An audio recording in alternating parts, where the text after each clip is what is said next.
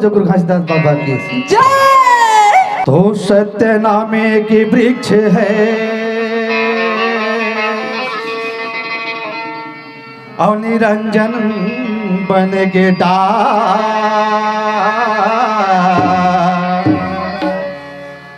तीन देव शाखा बने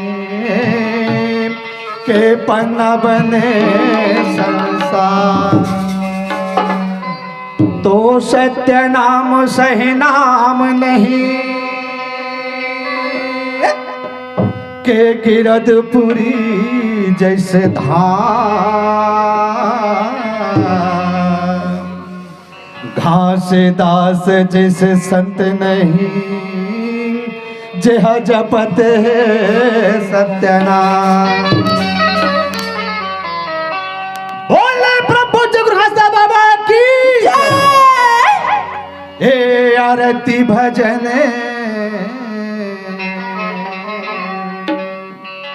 हे आरती भजन प्रिय लगाओ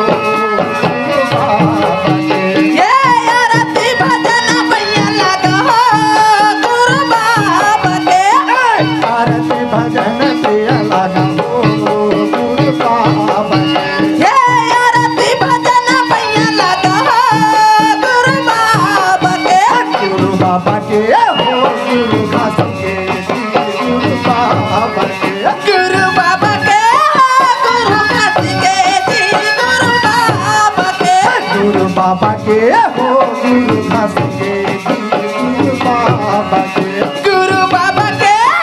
गुरु घास के जी गुरु बाबा के आरती भजन प्रिय लगाओ गुरु बाबा के आरती भजन प्रिय लगाओ गुरु बाबा के। जय हो बाबा संत गुरु आजा बाबा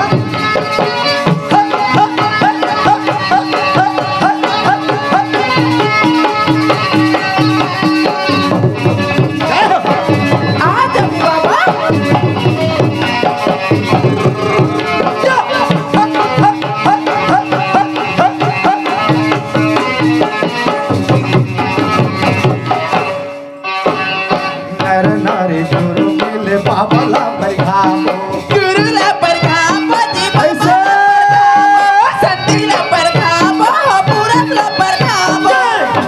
चरण में मात नवाबो मात नवाबो शीश झुकाबो मात नवाबो शीश झुकाबो नर नारी गुरु मिले बाबला परघामो गुरु ला परघामो जी बाबला परघामो सती ला परघामो पुरख ला परघामो गुरु के चरण में मात नवाबो मात नवाबो शीश झुकाबो मात नवाबो शीश झुकाबो जप सतनाम सुबह शाम हो गुरु बाबा के आरती भजन प्रिय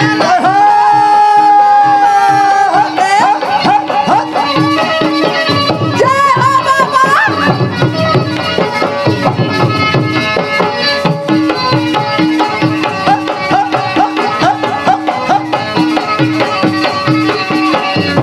जय हो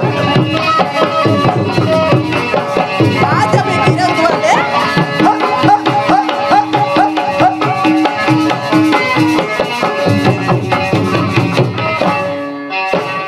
तन मन धन सब यार मन कर ले यारी पानी करीबो यारी पानी ऐसे? यारी पानी करीबो जी यारी पानी करीबो कंचन थाली माया रति सजा यारती सजाबो यारती सजाबो यारती सजाबो जी यारती सजाबो तन मन धन सब यार मन कर ले यारी पानी करीबो जी यारी पानी करीबो यारी पानी करीबो यारी पानी करीबो कंचन थाली